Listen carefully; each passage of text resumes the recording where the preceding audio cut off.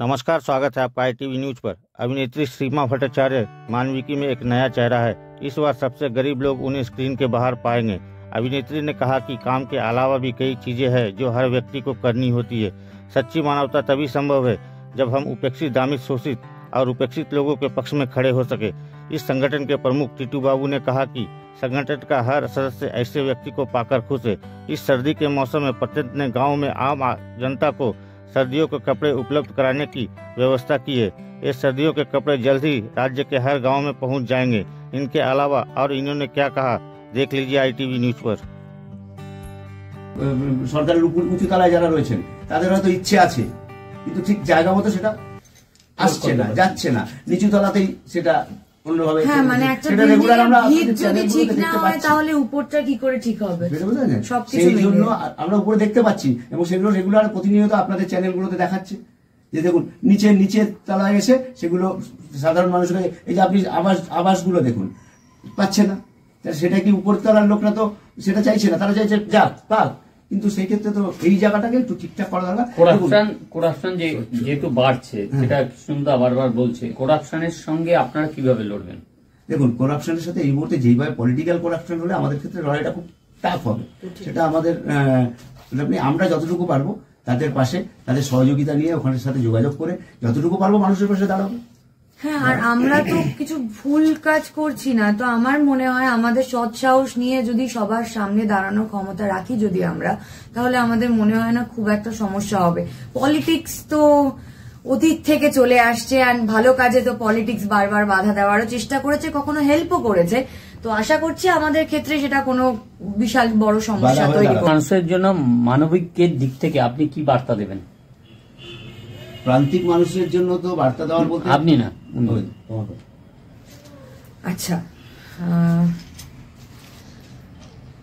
আমি জানি না, মানে আমি আলাদা করে কি বলবো আমি জানি না। আপনারা যেখানেই থাকুন, যে অবস্থাতেই থাকুন, একটা কথাই বলবো, মনের জোরটা কোনোদিনও হারাবেন না। যে কোনো মুহূর্তে আপনার সিচুয়েশন পাল্টে যেতে পারে, ভালো হয়ে যেতে পারে, আপনার আশেপাশের পরিবেশও আর আপনার স্বাস্থ্য। শুধু একটু চেষ্টা করতে হবে। আমরা আমাদের দিক থেকে চেষ্টা করছি, আপনারাও চেষ্টা করুন। আর আমাদের সাথে যদি আপনাদের কোনো রকম কন্ট্যাক্ট করার প্রয়োজন হয়, আশা করছি যারা এই ভিডিওগুলো পোস্ট করবেন তারা আমাদের যে এই অর্গানাইজেশন রয়েছে তার নাম বা কন্ট্যাক্টের জন্য কি কি নাম্বার প্রয়োজন, কোথায় ফোন করতে হবে সেগুলো দিয়ে দেবে। আপনারা দয়া করে সেখানে জানান ফোন করে আপনাদের কোনো সমস্যা বা কি সিচুয়েশনে আপনারা রয়েছেন। যদি আমরা কোনো হেল্প করতে পারি তাহলে আমরা ডেফিনেটলি আপনাদেরকে সাহায্যের হাত। মানবিকের হেল্পলাইন নাম্বার 9674886150। আরেকবার বলে দাও। 9674886150। আমাদের যে সংগঠনটা প্রায় 30-32 বছর হয়ে গেছে, সেইখানে আমাদের প্রথমেই সব মেম্বারদের মধ্যে আমরা একটাই কথা ছিল এবং শুরু থেকেই আমরা জন্মলগ্ন থেকেই আমরা একটা কথাই বলেছিলাম, মানবিক সংগঠন আর রাজনীতি এক নয়, এক প্ল্যাটফর্মে থাকবে না। তুমি যেই প্ল্যাটফর্মে আছো, মানবিক যখন করতে আসবে তুমি ভুলে যাও তুমি কোন রাজনীতি করো, তুমি বেরিয়ে গিয়ে তোমার রাজনীতির জায়গায় চলে যাও। এইটা এখনো পর্যন্ত আমরা ধরে রাখতে পেরেছি। সেটা আমার সদস্যদের তাদের সমস্তটা তাদের সেই মানসিকতাটা আছে বলেই আমরা এখনো পর্যন্ত ধরে রাখতে পেরেছি। যেমন আমাদের মেম্বার, আপনারা খেয়াল করে দেখবেন, আমাদের মেম্বারশিপ যারা আছে বা আমাদের কমিটি মেম্বারে যারা আছেন, সব দলের লোকরাই কিন্তু আমাদের সাথে আছেন। শুধু সাউথ কলকাতা বা মধ্য কলকাতা বা সাউথ 24 পরগনা জুড়ে কি আপনারা কাজ করবেন, না রাজ্যের বৃহত্তর স্বার্থের জন্য কাজ করবেন? আমরা তো রাজ্যের কারণ আমরা সর্বভারতীয় কাজ করতে কোনো অসুবিধা নেই আমাদের, কারণ আমরা করেছি। অসুবিধাটা কোথায় হচ্ছে? কোনো অসুবিধা নেই আমাদের, তো কোনো অসুবিধা নেই, আমরা করছি তো। এই যে জামা কাপড় দেওয়া হচ্ছে, আমরা গত মাসে আমরা দিয়ে এলাম সেই কালচিনি, নর্থ বেঙ্গল, একদম ডিসেম্বর মাস, হ্যাঁ, শৈত্য প্রবাহ একদম।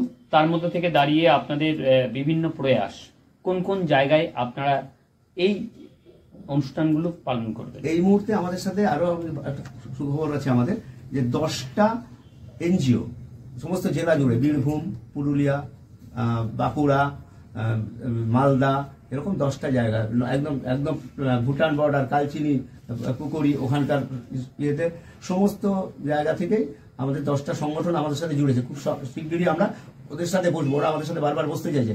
ওরাও কিন্তু আমাদের মানবিকের কাজকর্ম দেখে অনুপ্রাণিত হয়ে যে আপনাদের সাথে আমরা জুড়তে চাই, তখনই আমরা এদের সব জায়গায় এই জামা কাপড়গুলো পাঠানো থেকে শুরু করে খেলাধুলার উন্নয়ন থেকে শুরু করে সব ব্যাপারগুলো নিয়ে ওদের সাথে আমরা মুভ করেছি এবং খুব শিগগিরই সমস্ত সংগঠনের মানে ওদের যারা সেক্রেটারি যারা আছেন তাদের নিয়ে আমরা বসে আরো কিভাবে কাজ করা যায়, তাদের কি সুবিধে অসুবিধে সবটা জেনে, কেন সামনাসামনি কথা বললে বোঝা যাবে যে ওনারা ওই সিচুয়েশনে কি ফেস করছেন বা ওখানে যে মানুষগুলো রয়েছে তাদের সবচেয়ে বেশি কি প্রয়োজন।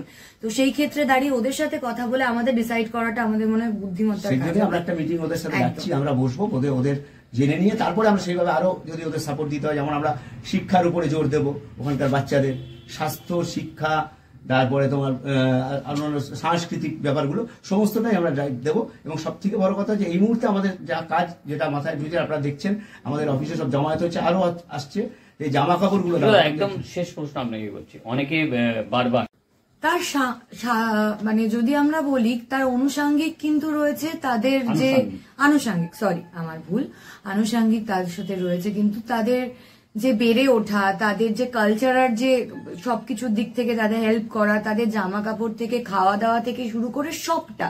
কারণ আজকে যখন একটা মানুষ স্বপ্ন দেখে সে প্লেয়ার হবে, তার কিন্তু সবার আগে তার নিজের দেহকে গঠন করতে হবে আর তার সাথে তার মাইন্ডকে রেডি করতে হবে যে হ্যাঁ আমি পারবো, আজকে আমার পরিস্থিতি যাই থাকুক না কেন আমি এই স্বপ্নটাকে পূরণ করতে পারবো। আমার মনে হয় আমাদের যে এই টিম রয়েছে, শুধুমাত্র যে টাকা পয়সা হোক, বিভিন্ন অপরচুনিটি হোক বা জামা কাপড় দিয়ে সাহায্য নয়, মেন্টালি একটা মানুষকে স্ট্রং ফিল করানো খুব ইম্পর্টেন্ট।